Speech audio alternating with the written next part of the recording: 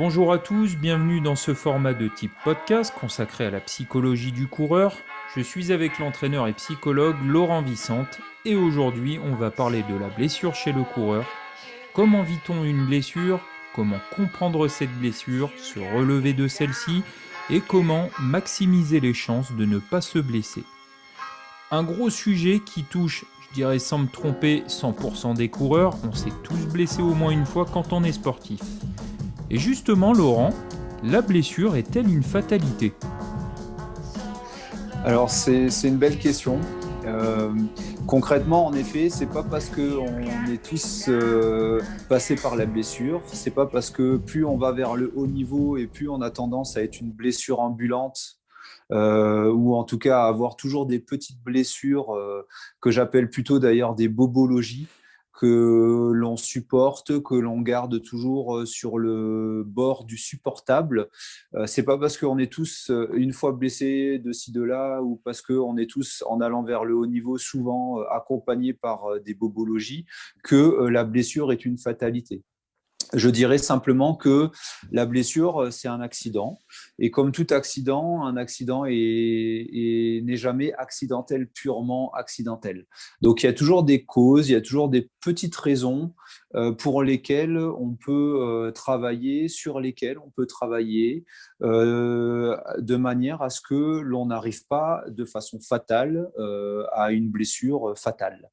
Donc l'objectif étant de sortir de la fatalité et de rentrer dans une notion que j'appelle donc la destinée. C'est toute la différence entre la vision fataliste des choses et la vision spirituelle axée sur la destinée, où on se prend en main parce qu'on analyse, on s'écoute et on apprend des leçons du passé, on tire les leçons du passé pour voir, grâce à un rétroviseur, la meilleure conduite à tenir vers l'avant. De ce fait, la blessure donc n'est pas par définition une fatalité. Elle est hyper présente plus on va vers le haut niveau, elle est hyper présente plus on s'y prend de façon poussive ou heurtée ou impulsive dans le sport, mais ce n'est pas une fatalité dans le sens où on a vraiment un mode d'action, un levier de marge de manœuvre pour se prendre en main et assister au mieux notre prise en main dans le sport pour éviter la blessure. Parce qu'une blessure, bien qu'accidentelle, au final, n'est qu'un accident et au final, un accident peut toujours être évité. Souvent, les accidents, malheureusement, sont bêtes. 99% des accidents sont bêtes. Les accidents de voiture, par exemple, sont bêtes, sont souvent des accidents où on baisse la vigilance parce qu'on arrive proche de chez nous, on connaît le chemin par cœur, la route par cœur, la voiture même le connaît par cœur, et on en arrive à faire le petit zeste d'inattention de trop, où on va récupérer notre portable dans notre main, on va avoir déjà nos pensées fuyantes vers les actions à mener, et on va arriver à l'accident, mais de façon bête et inutile. Donc en effet, la blessure, elle n'est pas fatale, elle est souvent bête, et il faut savoir prendre les devants. Et je dirais simplement, il faut passer donc dans une logique de plus en plus de prévention pour éviter les blessures, l'intégrer cette prévention dans notre entraînement, dans notre façon de nous entraîner et de gérer les charges d'entraînement. Donc cette prévention, on la confond souvent avec le principe de précaution, qui part du principe que même si le zéro risque, le zéro erreur, le zéro accident n'existe pas, par précaution, on va rien faire pour éviter d'avoir un accident ou pour éviter de réveiller une blessure. Donc ce principe de précaution, on peut l'employer dans des zones de cul-de-sac, dans des moments, dans des temps, dans des périodes de cul-de-sac où on n'a plus de choix. Souvent, on a aussi un manque de connaissances sur la question ou sur l'ensemble des paramètres de tout ce qui est en système, de tout ce qui est en écosystème autour de l'accident, de la maladie que l'on peut connaître.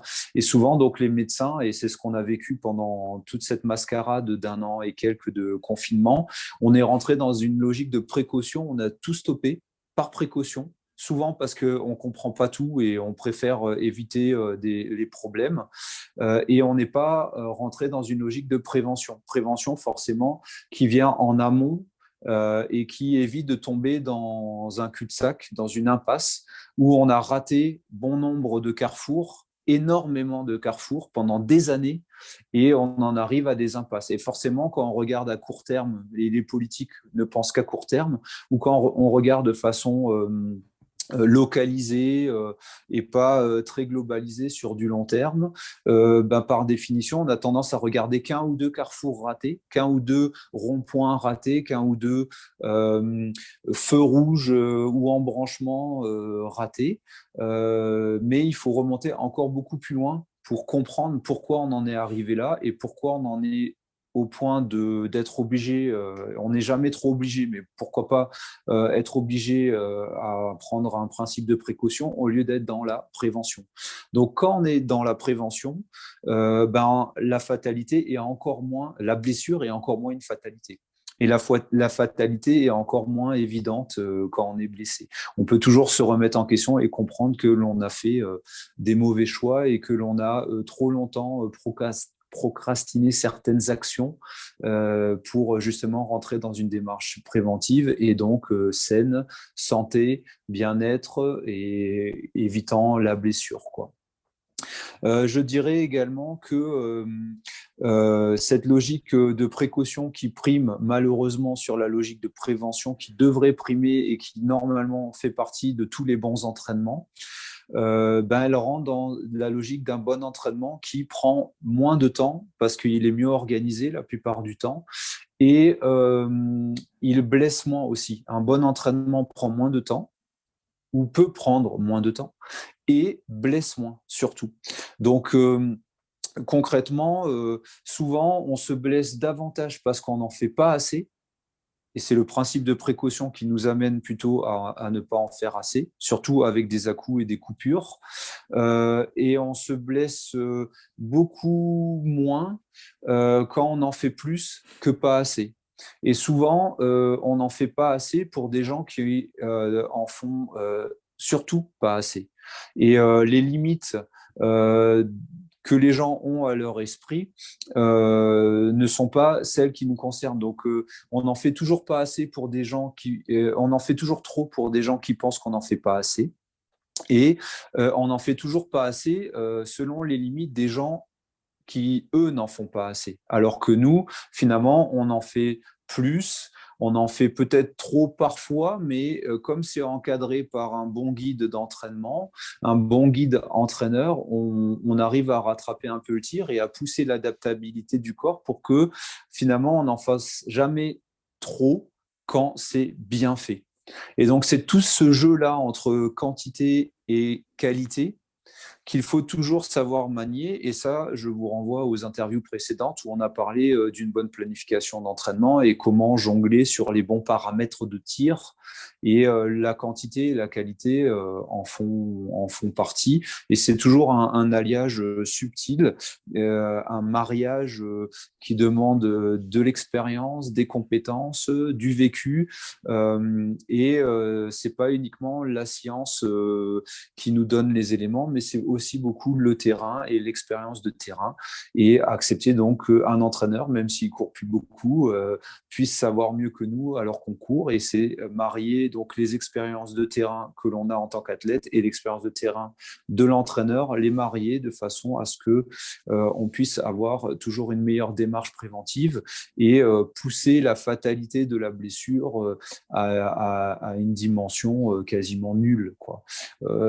Par exemple, je me blesse tous les 3-4 ans, vraiment, avec un vrai coup d'arrêt, c'est tous les 3-4 ans. Tout comme je tombe malade d'une grippe tous les 3-4 ans. Voilà. Ça, ça, c'est c'est une une suite fatalité logique. Ça, c'est pas une fatalité, pour toi. c'est une suite logique où j'aurais pu être encore meilleur. Et peut-être que si j'étais meilleur dans ma façon d'appréhender mes entraînements, dans la façon de gérer mon hygiène de vie, de gérer ma fatigue, de gérer mon bien bouger, bien manger, bien penser, bien dormir, les 4 piliers que je défends avec Coach Chapier tous les jours en partageant mes posts au quotidien avec le grand public. Si je gère mieux ces 4 piliers-là, normalement, je ne devrais même pas tomber malade tous les 3-4 ans. Mais il est clair qu'on est tellement confronté à des niveaux de vie, des niveaux de stress. Il est clair que même les virus sont tellement suradaptés et à la médication que tout le monde prend, qu'on a des virus qui sont dinosaures, on a des virus qui sont monstrueux et qui ne sont plus de l'ordre du naturel. Donc même quand on a une vie naturelle, on peut être attaqué par surprise et par la force de certains de ces actions et stress du quotidien, que ce soit les stress de la vie quotidienne, de rouler à 150 alors qu'avant on roulait en calèche, forcément les accidents vont être plus grands. Et les besoins de médecine en cas d'accident vont être plus grands. Pareil, maintenant, on peut être confronté à des virus qui sont tellement féroces que soit parce qu'ils ont été entretenus et surdéveloppés par de la médication et donc ils s'adaptent pour rester en vie chez leurs hôtes humains, soit parce qu'ils ont même été fabriqués en laboratoire. Dans les laboratoires P4, il y en a partout dans le monde et notamment à Wuhan en Chine. Ces virus sont tellement grands que même en ayant une vie saine, on peut quand même par moment de fragilisation, parce qu'on en vit tous, on vit tous des cycles de vie. On en a parlé exactement en détail dans les interviews précédentes. On peut se retrouver face à l'accident et face à la blessure, face au coup d'arrêt, mais ce n'est pas une fatalité. Alors Laurent, tu en as cité, mais est-ce que tu peux être un petit peu plus précis sur les facteurs externes qui peuvent entraîner une blessure? Oui, alors en effet, je l'ai abordé parce que c'est tellement évident que l'extérieur vient nous oppresser au Oui. quotidien. En effet, les facteurs externes, ce sont tous les éléments, les agents stressants du quotidien, comme je dis souvent, Oui. qu'on a du mal à réguler et à gérer au quotidien. Donc souvent, on va rentrer dans des logiques de surcharge parce qu'on a procrastiné, parce qu'on s'est mal organisé, parce qu'on a manqué de plan, d'un bon plan d'entraînement, parce qu'on ne l'a pas forcément bien suivi. On va rentrer donc dans des déséquilibres d'organisation, avec des déséquilibres aussi entre la charge et la capacité d'encaisser la charge et la capacité de faire que cette charge-là nous aide à progresser par un entraînement qualitatif qui nous aide à avoir des surcompensations en lien avec des charges que l'on s'est plutôt choisies que plutôt celles qui nous ont été imposées et pour lesquelles on n'a pas choisi de les subir ni d'essayer de les digérer. Et en fait, ça tombe en général, la blessure tombe quand on a ce déséquilibre maximal entre une charge qui est trop grande ou que l'on n'a pas choisi et que l'on subit trop, et nos capacités d'énergie et de motivation et de volonté ou non de subir, d'accepter cette charge. Quand ces deux pôles-là sont trop grands, ça fait comme un élastique qui est trop étiré, ça pète et c'est la blessure. Et en fait, il y a une étude qui a été démontrée. Je ne parle pas beaucoup d'études scientifiques d'habitude parce que je reste sur l'empirisme pur qui ne s'attarde pas trop sur les études parce que les études, il y a beaucoup de biais souvent qui viennent autant aveugler l'expérience de terrain que ce que les scientifiques appellent l'aveuglement du terrain, qui montre qu'on n'est pas objectif et qu'on est trop subjectif et ainsi de suite. Mais toujours est-il qu'il y a une étude sur laquelle j'aime bien m'appuyer. C'est une étude qui montre que le public blessé, le plus souvent blessé, est le public qui s'entraîne uniquement entre 1,5 fois par semaine et 2,5 fois par semaine. Donc un public qui ne s'entraîne pas beaucoup trop. Un public justement qui n'est pas dans le trop et qui est peut-être même plutôt dans le pas assez. Et donc, 2,5 fois, 1,5 fois à 2,5 fois par semaine, on peut dire que c'est déjà bien, c'est déjà généreux, c'est déjà généreux pour son corps qui demande toujours plus de mouvement parce qu'on ne le met pas assez en mouvement. Pourtant, le mouvement, c'est la vie, le mouvement, c'est sa vie, c'est la vie du corps. Et c'est notre bien-être qui passe par le mouvement, justement parce que le corps le demande. Mais 2 à 3 fois semaine ou 1, 2, 3 fois semaine, c'est très bien. J'encourage tout le monde à le faire et à le garder sur le long terme, mais en général, ce n'est pas assez. Et étonnamment, les athlètes, les coureurs, puis les athlètes qui s'entraînent plus de 3 fois semaine se blessent de moins en moins. Preuve que justement la blessure n'est pas une fatalité. Mm. Il n'y a qu'un petit rebond de remontée de blessure pour les athlètes de haut niveau. Et souvent à l'approche des compétitions cibles, où là on essaye de quand même remonter un peu la charge, Oui, plus l'intensité, en période de plus charge. l'envie. On en arrive à un cocktail un peu trop molotov, un peu trop explosif et on peut réveiller des petites blessures dans le haut niveau. Mais en général, les coureurs qui s'entraînent 4, 5, 6, 7 fois par semaine, tous les jours, souvent se blessent beaucoup, beaucoup moins que les athlètes, que les coureurs qui s'entraînent 1, 2, voire 3 fois. Et encore, à partir de 3 fois, ça commence à être de mieux en mieux. Donc, j'aime bien le préciser parce que finalement, les causes externes d'une blessure, c'est justement parce qu'on ne fait pas assez de sport et justement, on a trop de jus, on a trop d'envie et on se défoule. Le but ne serait pas de se défouler, mais de s'entraîner de façon coordonnée, raisonnée, planifiée. Mais du coup, on se défoule trop et sur des moments trop peu souvent fréquents dans la semaine et même peut-être trop peu ample, pas assez long. Donc, c'est trop intense pour un corps, pas assez préparé, pas assez entretenu, et on en arrive à la blessure. Donc, pour moi, les facteurs externes sont à la fois le stress du quotidien, euh, l'incapacité organisationnelle de prendre en charge ce stress et l'incapacité de se défouler et de défouler son stress dans le mouvement et un mouvement de plus en plus organisé grâce au sport et un sport de plus en plus organisé par une planification logique et coordonnée et raisonnée.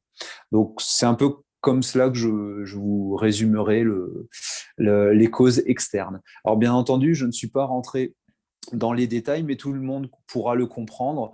Tout ce cas quotidien, toutes ces causes externes du cas quotidien qui viennent nous impacter, c'est simple, c'est celles qui, toutes les 3 semaines, nous donnent des coups d'arrêt ou nous forcent à trouver des sursolutions pour ne jamais arrêter. Et je dis toutes les 3 semaines parce que toutes les 3 semaines, on a un changement d'organisation, on a des vacances, on a des périodes où on travaille beaucoup plus, on a des pics de stress, on a le changement d'heure, on a l'arrivée de la pluie, du froid, on a l'arrivée, même quand il fait beau, des allergies. En ce moment, c'est ce que l'on vit. On a des contraintes régulières, familiales, toutes les 3 semaines qui viennent s'imposer, surtout quand on a procrastiné.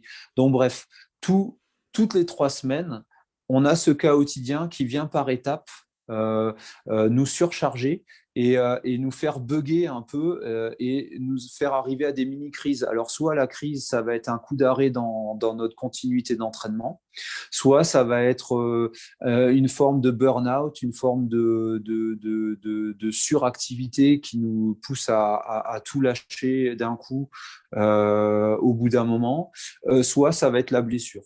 Tu me disais aussi que la blessure n'était pas que physique, mais qu'elle pouvait être aussi psychologique. Alors, est-ce que tu peux nous expliquer ça? Alors, dans tout ce que je viens de dire et dans tout ce que je dis en général, il y a toujours cette petite musique du corps et de l'esprit à Oui. chaque fois. Et en effet, l'être humain, nous sommes à la fois corps et à la fois esprit.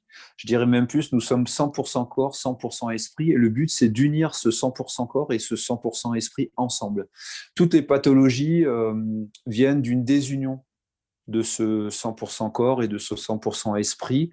100%, 100%, c'est un concept, une logique qui vient de la théorie que je développe en étant croyant. 100%, 100%, c'est 200%. Donc, l'être humain, dans son raisonnement habituel, parle plutôt d'un 100% et d'un 50-50, 50% corps, 50% esprit.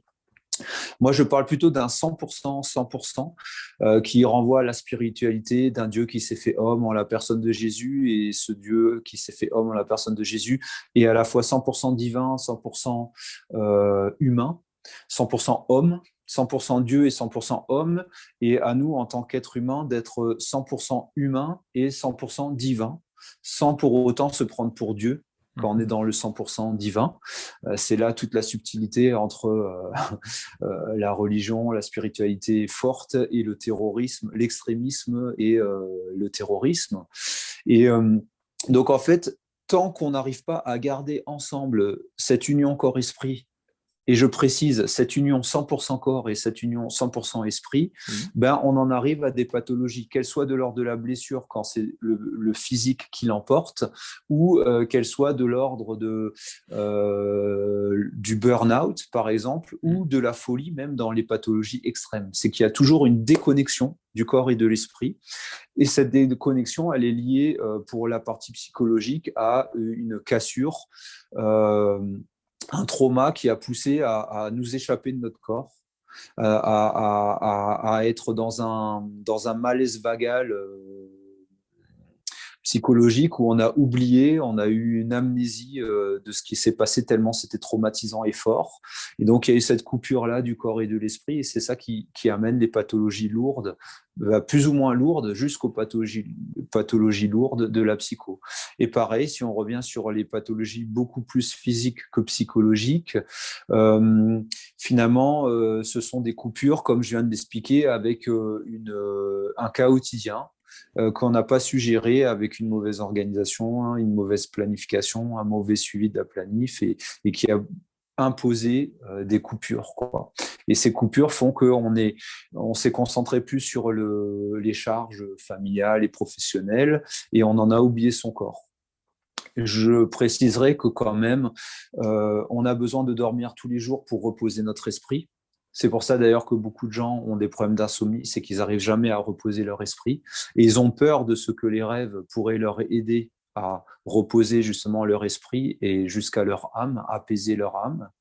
Et on en a aussi des surcharges de gens qui sont tellement hyperactifs qu'à un moment donné, il n'y a que la blessure qui les arrêtera et qui leur permettra enfin de se reposer, malheureusement. Oui. Ou le burn-out, malheureusement, quand le corps est très, très puissant, ça va être le burn-out qui va prendre le relais, et ils vont être complètement vidés, et là, leur corps ne pourra plus rien faire, et ils vont devoir vraiment se reposer. Et c'est là où il faut se reposer aussi les bonnes questions. En même temps, la blessure est toujours, ça aide toujours à cela, et c'est pour ça que le corps et l'esprit sont toujours en lien. Il faut entraîner le corps, et au bout des forces du corps, il y a l'esprit, en passant par la motivation et le mental, qui arrive à aider le corps, et au bout de la pensée, il y a le corps qui peut nous aider à être plus endurant, parce qu'on fatigue, parce qu'on a envie de dormir, parce qu'on a envie de faire autre chose. Et ben, le corps nous aide à être plus endurant pour être plus loin dans notre pensée, pour aller plus loin dans notre réflexion, notre analyse.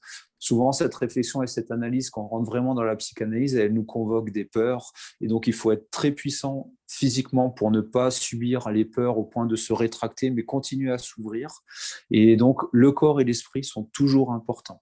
Alors, je le dirais encore d'une autre manière, au même titre que l'on est souvent blessé parce que l'on en fait moins plutôt que l'on en fait trop, ben aussi souvent on peut être blessé parce qu'on est trop dans le corps et pas assez dans l'esprit, et que même quand on est dans l'esprit, finalement on est plutôt dans l'intellect, et on n'est pas du tout dans l'esprit. On est plutôt dans un intellect qui contrôle et qui rationalise tout, qui a même peur de l'ouverture d'esprit, le prenant même pour une fracture du crâne. Et il n'est pas dans l'esprit assez pour avoir cette union corps-esprit. Donc, on en fait souvent pas assez plutôt que trop. D'ailleurs, on se blesse davantage quand on n'en fait pas assez. Et de la même façon, on se blesse beaucoup plus quand on est trop dans le corps et pas assez dans l'esprit. Et attention, l'esprit, c'est pas uniquement la réflexion et l'intelligence et l'intellect et la rationalisation et la raison raisonnante. L'esprit, c'est un cran au-dessus. C'est s'ouvrir à une écoute de soi, à l'écoute de l'ensemble des signes, des informations que l'environnement nous envoie, la nature ou nos proches ou les éléments et les aléas de la vie. Ils nous envoient tous des informations que l'on peut prendre en compte pour justement s'ouvrir l'esprit et adapter au quotidien l'ensemble des charges que l'on s'impose ou l'ensemble des réactions des charges subies et les réactions donc aux charges subies. Parce qu'il ne peut plus utiliser son corps comme il le souhaite, la dépression est-elle fréquente chez le coureur blessé? Oui, alors souvent, ce qu'on constate, c'est, je parlerai plus de déprime que de dépression, mais en effet, on peut passer de la déprime à la dépression assez rapidement si on n'arrive pas à bloquer la spirale D'accord. infernale dans laquelle Mmh. on peut rentrer en moment de blessure, avec on broie du noir, on a du mal à lâcher le fait que on est en train de perdre du temps, on est en train de perdre tout son niveau et ses acquis que l'on a acquis, donc à force de nombreux entraînements et de nombreux mois d'entraînement et de nombreuses années d'entraînement. Donc oui, il y a toujours cette spirale-là infernale dans laquelle on peut rentrer. Mais je dirais simplement qu'on passe par différentes étapes pendant une blessure ou à partir d'une blessure. Ces étapes, elles ressemblent beaucoup aux étapes du deuil. Donc, on peut faire un vrai parallèle avec les étapes du deuil, même si en effet les causes et les conséquences d'une blessure physique, même psychologique, et encore pour les psychologiques, ça peut augmenter le niveau d'intensité existentielle de ce que l'on peut donc ressentir lors de la blessure ou lors du coup d'arrêt. Mais c'est vrai qu'on peut faire le lien avec les phases donc des courbes en lien avec un deuil. C'est-à-dire qu'au début, on a un choc et un coup d'arrêt.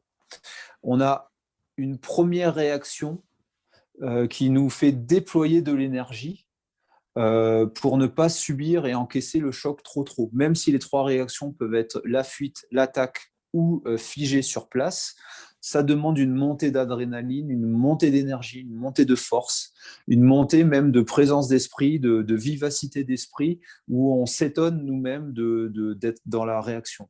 Et donc là, en général, ce qui se passe, c'est qu'il y a un moment même de colère, d'énervement, plus ou moins retenu selon les profils des gens, selon le profil de personnalité de chacun.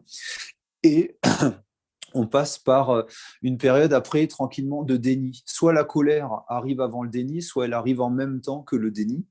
Mais dans tous les cas, ce déni va être encore très fort pour justement résister au choc et à la déflagration que cela peut faire sur nous-mêmes. Alors, on est d'accord que il y a blessure et blessure. Il y a des petites blessures qui arrivent à des meilleures périodes, même si il n'y a jamais de bonne période pour être blessé. Mais il y a la blessure qui va nous empêcher de participer à la finale de la Champions League ou la blessure qui nous empêche de participer aux Jeux Olympiques ou aux qualifications des minima pour les Jeux Olympiques, et ainsi de suite.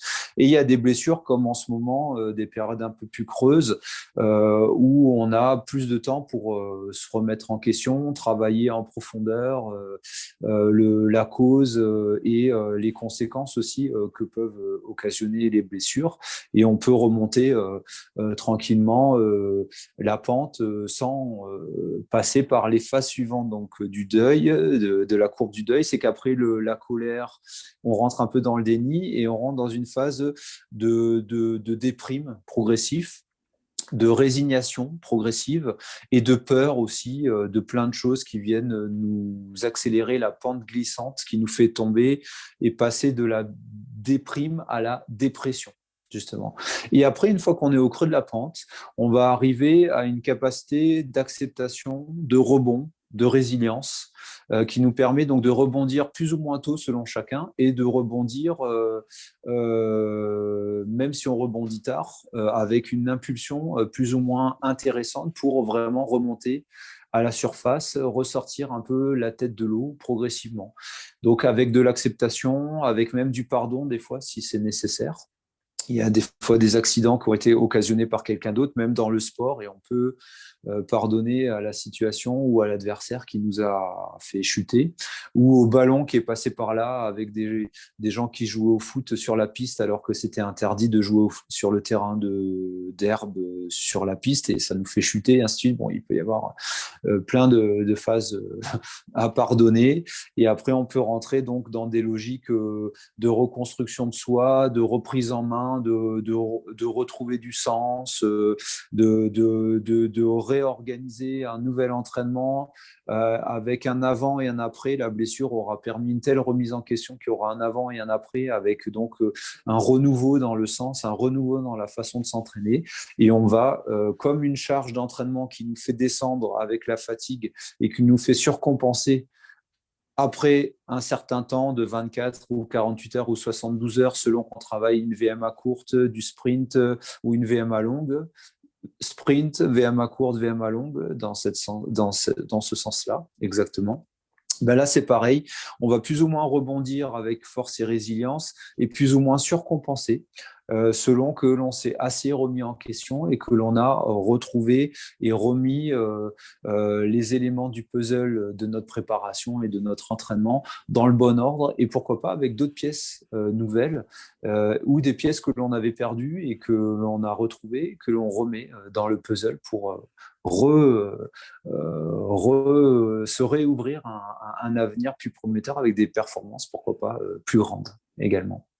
Et comment se relever d'une blessure? Quels sont les moyens que tu mets en place? Alors, en effet, quand on suit cette logique de choc, de déni de colère, de résignation, de peur et de déprime, et on arrive en bas, peut-être même à des périodes de dépression, des trous noirs, quoi, avant de rebondir et tout ça, au moment où on rebondit et on commence à rentrer dans l'acceptation et la résilience, déjà, il faut bien prendre en charge la partie physique, le 100% physique.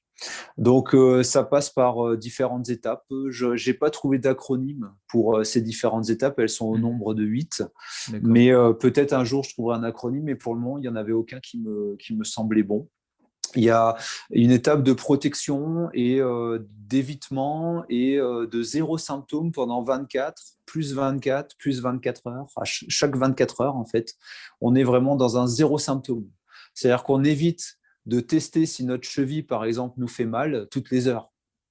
Aïe, ça fait mal, et donc aïe, on relance la douleur et donc on repousse la guérison. Donc on sait qu'on a mal pendant 24 heures, zéro symptôme. On se force à pas vérifier qu'on a mal, on se force à vérifier, à ne pas se pincer pour vérifier que c'est vrai, qu'on ne vit pas dans un cauchemar, que c'est la réalité. On se force à ne pas être dans la phobie de se faire mal pour vraiment être sûr qu'on a mal et pour vraiment se dire ah bah c'est bien fait pour toi, tu as vraiment mal, ou maintenant tu sais pourquoi tu as mal parce que tu te refais mal. Bon voilà, on sort de tout ça, on rentre dans un zéro symptôme avec une protection absolue de ne pas répéter la douleur. Et ce 24 heures, plus 24 heures, plus 24 heures. Au bout d'un moment, il y aura une certaine aisance qui fera qu'on va rebouger, on va remobiliser notre corps sans penser, et on va se rendre compte qu'on a retrouvé la mobilité nécessaire. Justement, le deuxième point, c'est l'élévation de la zone. Par exemple, si c'est la cheville, on peut la surélever souvent pour faciliter le retour veineux, notamment.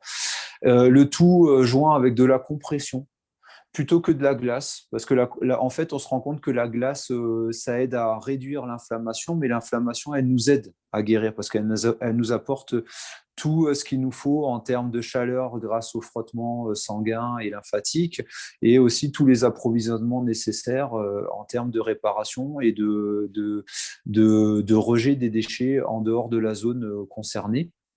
Euh, Ça nous apporte tous les approvisionnements nécessaires pour la guérison et nous permet de rejeter tous les déchets nécessaires aussi.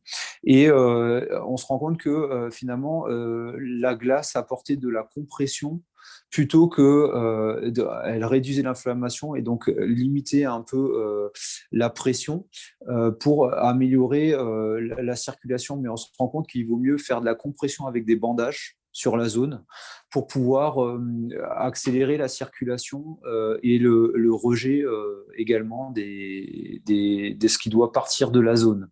Une compression avec des bandages et après on peut même faire des cataplasmes et on rentre dans le quatrième point qui est le soin et plutôt au naturel, pas prendre de médicaments, de médication, pas prendre d'anti-inflammatoires. À la limite, la glace peut suffire pour réduire l'inflammation.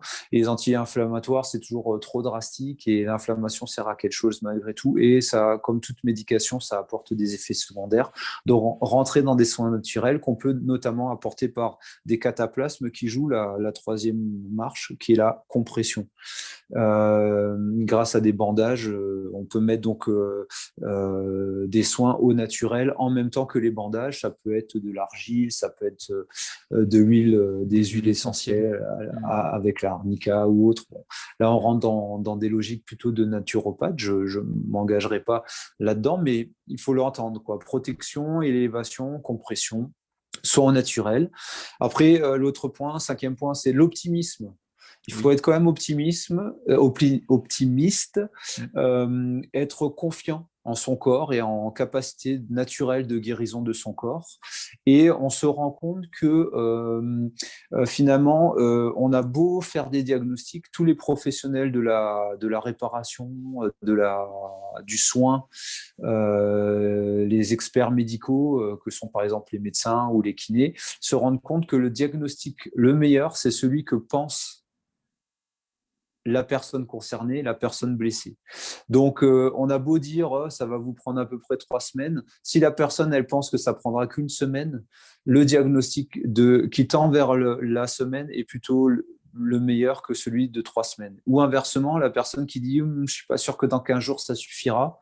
La personne, elle sait dans sa tête que ça a fait craquer dans son corps très fort et elle sait aussi que les prochaines semaines vont être très lourdes parce qu'elle tombe comme par hasard. La blessure arrive au moment où il y avait une échéance particulière qui va lui donner le temps de participer ou de se mobiliser pour cette échéance particulière qui peuvent être par exemple un concours, un examen pour les étudiants ou une promotion interne, un concours de promotion interne dans le professionnel ou un enfant qui arrive ou un enfant en bas âge et qui a généré pas mal de disputes parce qu'il y avait encore l'athlète qui allait trop à l'entraînement plutôt que de s'occuper de sa femme et de son gamin. Donc là, il va y avoir une blessure particulière. Et donc là, il sait que peut-être les 2-3 semaines diagnostiquées par l'expert de santé, l'athlète, il sait que ça va prendre plus de temps.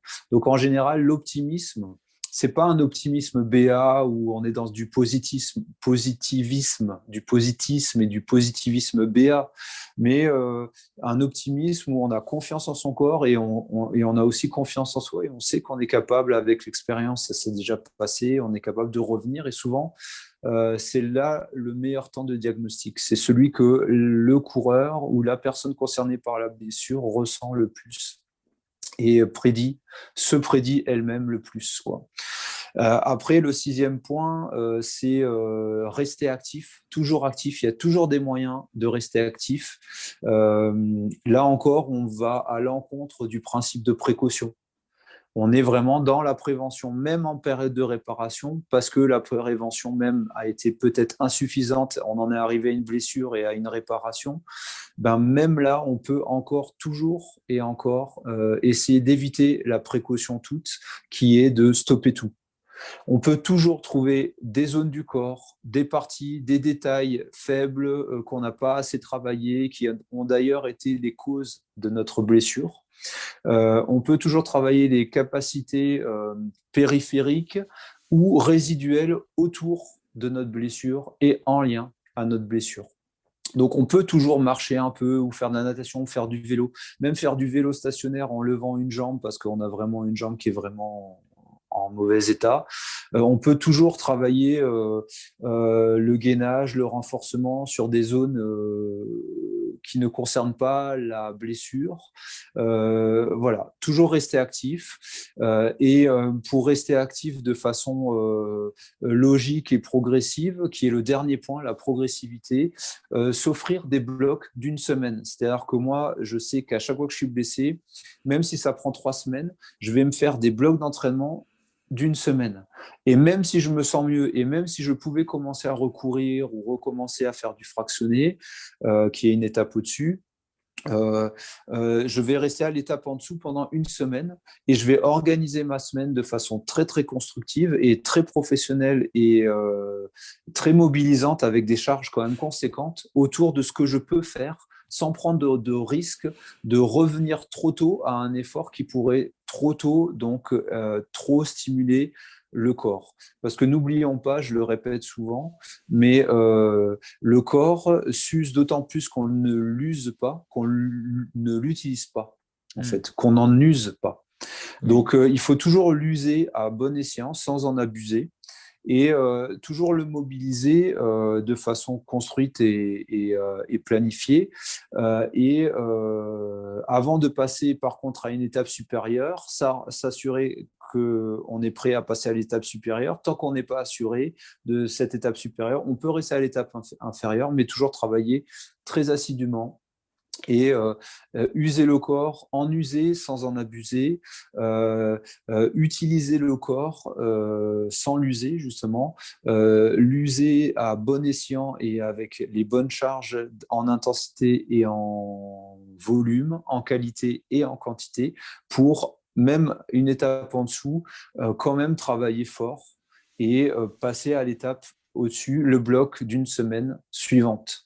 Donc là, ça demande de la patience, l'avant-dernier des 7 points, et beaucoup de progressivité, ce qui est la base, la progressivité de tout, à la fois dans l'entraînement et à la fois dans les retours à l'entraînement. Toujours être progressif avant de revenir à l'entraînement pur et dur que l'on est capable de s'encaisser. Et je pense que ça nous permet aussi de durer dans le temps, surtout, Oui, de exactement. courir le plus longtemps possible. Exactement. Oui. Donc, ça permet de durer dans le temps, à la fois dans la saison, en termes Oui, de à court quantité. terme, oui. Ça nous permet de faire, par exemple, 6 à 8 000 km par an, tous les ans. Ça nous permet aussi de durer plus longtemps nos périodes de pic de forme, qui sont, on l'a vu la semaine précédente, à l'interview précédente, Oui. de 3 semaines grand max. Donc, on peut tirer vers le 3 semaines beaucoup plus. Et aussi dans le temps, avec les âges, avec les années. Voilà, peut-être un jour on fera une interview sur le vieillissement. Oui, c'est Voilà, un ça bon fait aussi sujet. partie du jeu, cette progressivité-là sur le long terme, en constance et sur le long terme, progressivité en constance et sur le long terme, c'est vraiment la clé pour durer en général, que ce soit la durée sur le court terme, le moyen terme ou le long terme. Et Super, durer en qualité comme en quantité. super. Je finis par une dernière question, Laurent. Oui. As-tu des conseils pour éviter au maximum la blessure physique ou psychologique?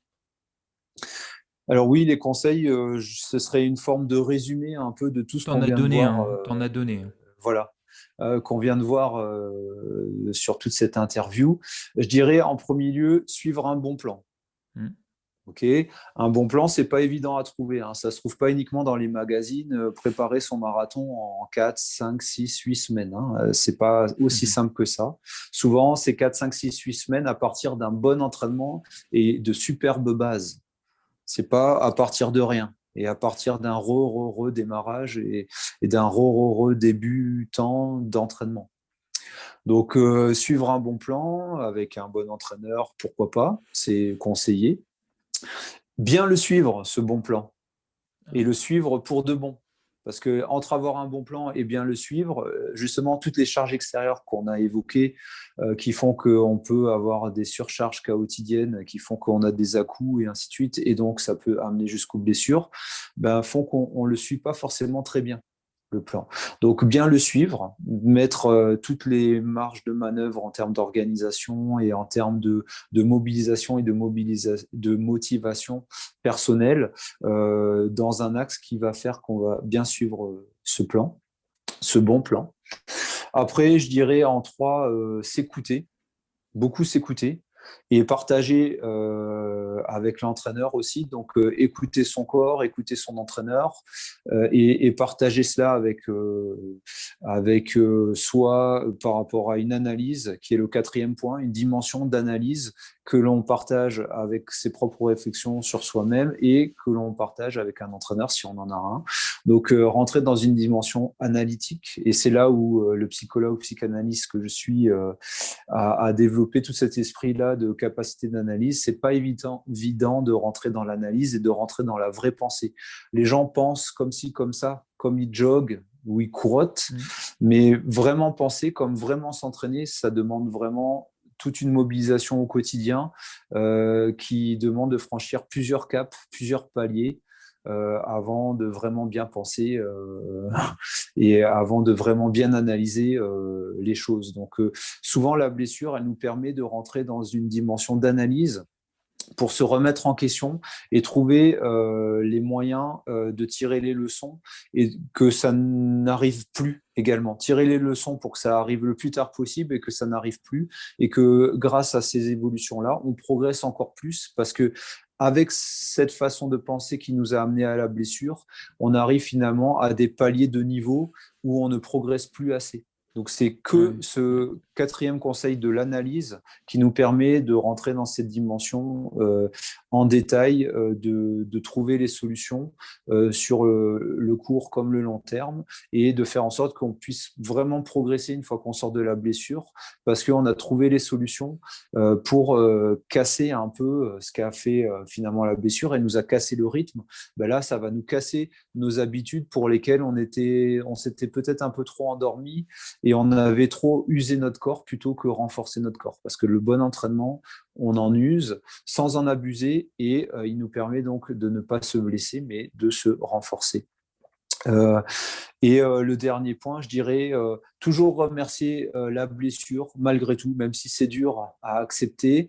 Ça nous permet de rebondir dans la phase de creux là que je citais juste à la question précédente, mais parce que cette blessure-là, elle aurait pu arriver soit plus tôt, soit elle aurait pu être plus grave, soit elle aurait pu même toucher une zone plus large du corps. Donc toute blessure arrive malgré tout à point pour ne pas empirer les choses.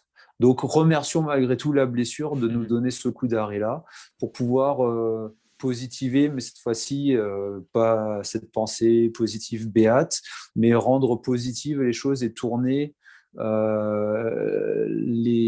la fatalité justement en notre faveur et c'est là où on passe de la fatalité à la destinée, de cette capacité non plus de subir les choses de façon aveuglée et aveuglante et au contraire se prendre en main et franchir des caps et continuer à grandir et progresser. C'est une belle conclusion ça, remercions la blessure. Elle n'est pas facile, mais il faut remercier. Ouais. Tout comme remercier les gens qui nous donnent des conseils de vérité et qui nous blessent sur le moment. On est dans la réaction de colère et de déni, justement, que je citais dans les étapes du deuil ou de la blessure, des étapes du coup d'arrêt. On a une première réaction de blessure, de colère et de Parce déni. Parce que la vérité est difficile à accepter. Voilà, mais la vérité est censée libérer. Donc, acceptons la blessure, ce qu'elle nous apporte, acceptons les vérités qui nous blessent, parce que par définition, elles sont de vérité. N'acceptons pas, par contre, les méchancetés qui blessent, mais les vérités qui nous blessent avec l'intention qui compte. On sent bien les gens qui ont une intention. L'intention est bonne, oui. Voilà, on le sent très bien et qu'il ose ne pas uniquement nous caresser dans le sens du poil. Un bon ami ou un bon proche, un bon parent, il est aussi capable de nous remouer. Oui, un bon entraîneur, il est capable aussi de nous remouer, c'est-à-dire de nous remuer et, Oui. et sortir du mou dans lequel Mm. on est et de faire en sorte qu'on est capable de muer comme la mue, Vers le meilleur. le, l'animal qui va muer, le serpent, comme la carapace. Voilà, on va muer la crevette, la langouste, le crabe. Voilà, on va muer, ou les coquillages, on va muer de façon à franchir un cap. Et forcément, dans cette période de mue, on est un peu fragilisé Oui. aussi. Donc il y a un temps de patience et d'hyper protection, d'hyper précaution dans le sens prévention là et pas dans le sens la précaution de rien faire quoi. Donc oui, remercions, c'est souvent ce qu'il faut se dire, remercions les aléas parce qu'ils sont pas là au hasard.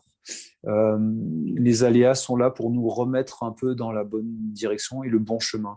Et méfions-nous quand on n'a jamais de problème, parce que souvent c'est qu'on est dans une pente glissante, une dérive glissante qui fait qu'on est plutôt Dans le confort, ouais. dans un confort, Ouais. dans la confortabilité, et on n'est pas dans la stimulation régulière de l'athlète de haut niveau qui est toujours dans des jeux de super adaptation, de surcompensation, de surinflammation, de surprésence de bobologie. Mais il est jamais dans la blessure non plus, il est jamais dans les coups d'arrêt non plus. Il tient, il tient, il tient. Et là, ça, c'est souvent des signes qu'il est sur la bonne pente et une pente ascendante, la pente donc du travail, de l'effort, et qui en général paye au bout d'un moment, quoi. Eh bien, un grand merci Laurent pour toutes ces informations. C'était un De sujet rien. tabou et assez complexe, mais qui méritait Oui. une vidéo entière pour en parler. On ne va Mm. pas se retrouver maintenant, Laurent, car tu as Oui. du boulot de ton côté, et moi aussi d'ailleurs. Mais je vais te laisser un peu tranquille, même si on a plein de sujets à traiter. Oui, on va changer un peu la cadence, la fréquence. On peut passer à une vidéo par mois, on verra Voilà. ensemble et Ouais. on décidera en fonction des questions-réponses que l'on a aussi dans les commentaires. On décidera de la prochaine, du prochain sujet de la prochaine interview. Ouais, parce qu'on a on a plein de super sujets encore. Mm. Alors, à bientôt, Laurent. Et merci encore. Merci et à une Ciao. prochaine. Ciao, Salut. ciao.